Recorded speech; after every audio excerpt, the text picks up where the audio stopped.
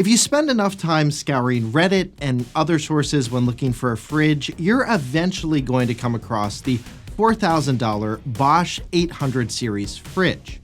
But why does this fridge seem to be so many people's favorite? Well, after spending 6 months with the one I bought, I'll take you through whether or not I think it's worth spending $4,000 on. The first highlight is this fridge's unique dual compressor and dual evaporator system.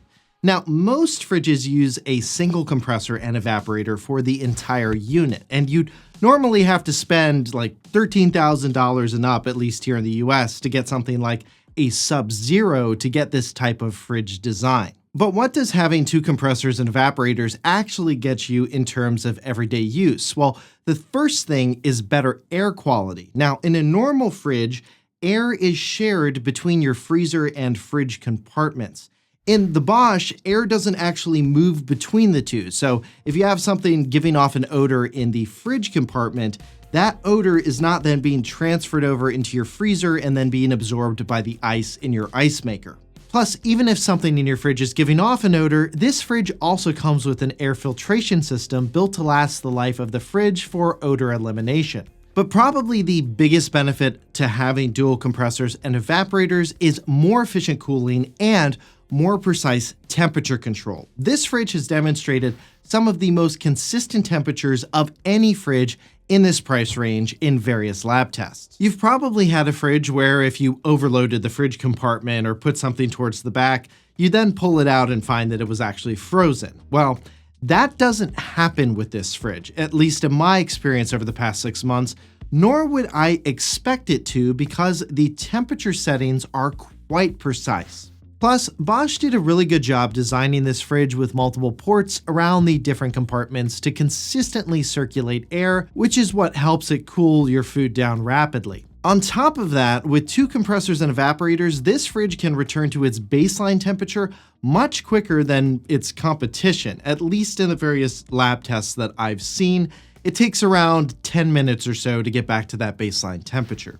The back wall of the fridge is also made out of stainless steel, and that's not just there for aesthetics, but also thermal performance. Metal is superior to plastic at conducting and holding cold temperatures, so that material is actually helping the fridge return to cooler temperatures more quickly. Another benefit of having two compressors and evaporators is a more balanced load. Because there are two of each, they don't have to run as hard as your typical single fridge compressor, which might actually increase this unit's lifespan. But the even bigger plus you get from this design is better humidity control.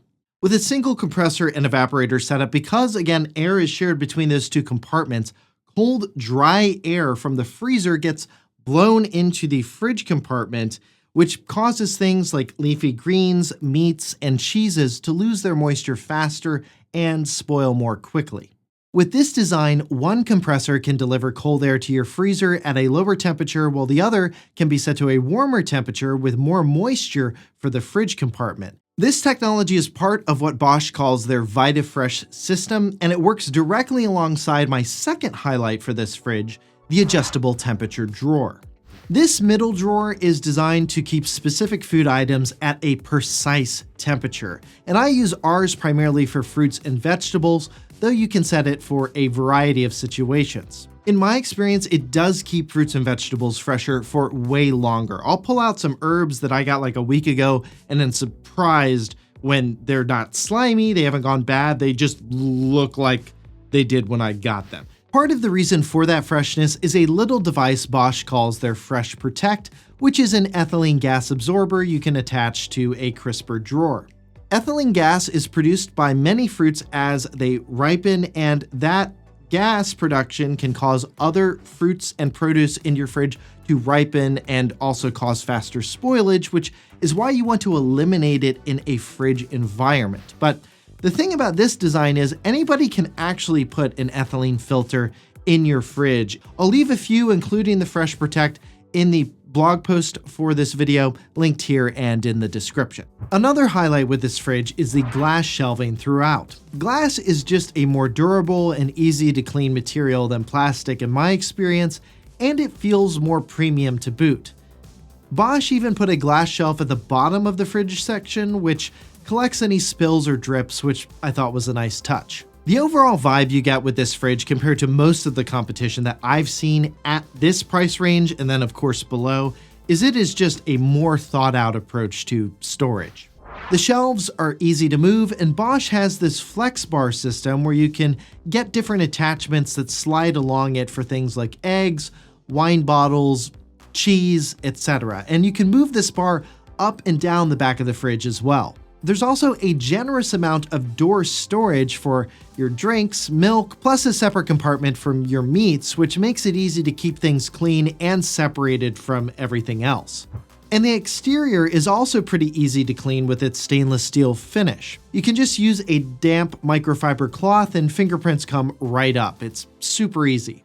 Another cool detail is inside the Cool Fresh drawer. Bosch added little indentations to catch any water that can typically leak out of things like fresh lettuce or other items that you put in there.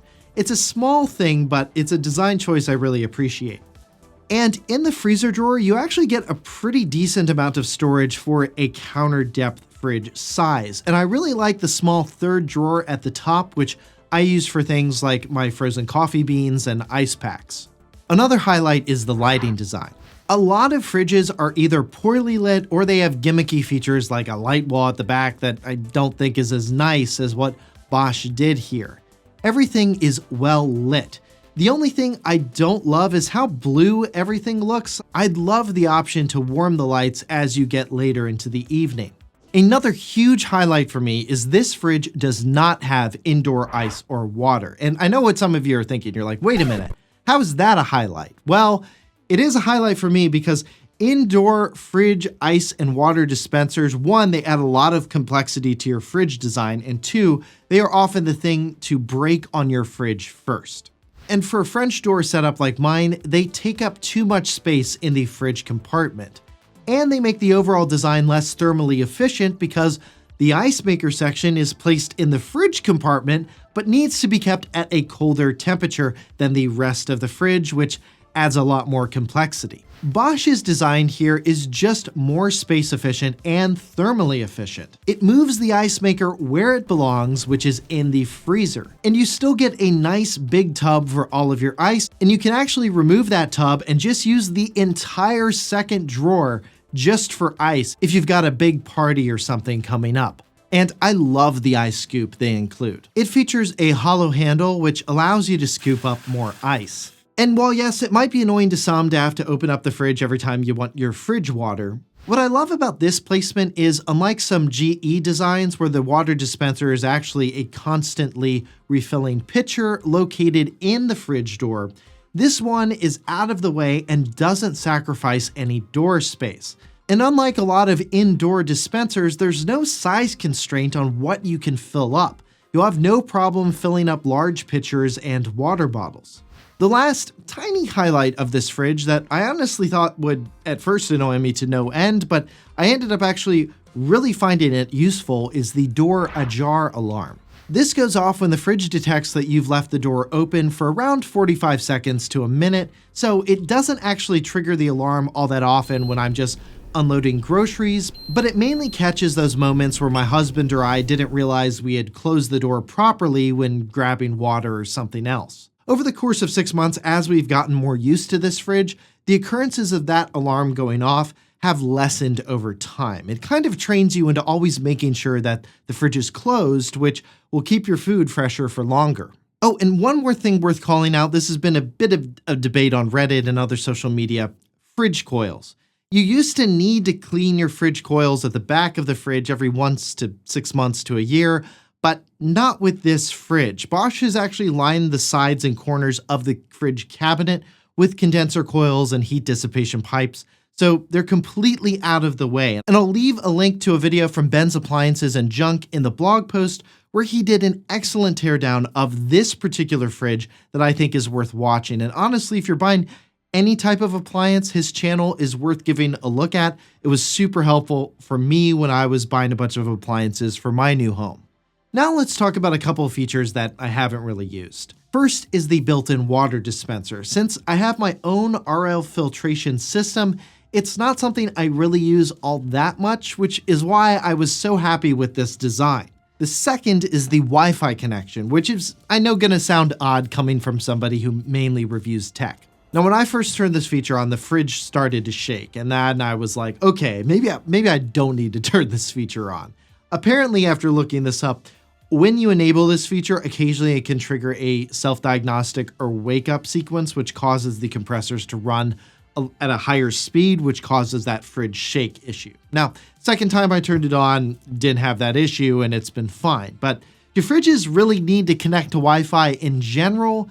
I actually think it is useful for a diagnostic purpose. Before like a repair tech comes out, the fridge can let the company know what's actually wrong with it, or for the companies to be able to push software updates to fix some bug or something after the fridge has left the factory. But for most other things, probably not. That said, after turning it on, I did find a generally useful thing that it allowed me to do. First, it lets you adjust the interior lights to the exact level that you want. The one downside is there's no way to schedule different lighting levels at different times of day, which seems like a really obvious feature to have. And second, you can set up a custom mode for the Cool Fresh drawer, which can be really useful. Now let's talk about a few downsides. The first is that there's no RO filtration system built in. RO just removes more stuff from the water like PFAS, and I would totally use fridge water if a fridge had a system like that. The second is that ice will occasionally overflow and fall into the bottom compartment. I think this is probably us being too quick at opening and closing that freezer drawer based on what the manual says, but I still do find it kind of annoying. Another downside is there's also a slight chirping noise from the back of my unit. If you're used to a completely quiet home, it might bother you, though it doesn't bother me because it's such a quiet noise to begin with that I can't hear it over my TV when watching something. Another thing I've noticed is the plastic bins discolor if you put fresh fruits in them skin side down.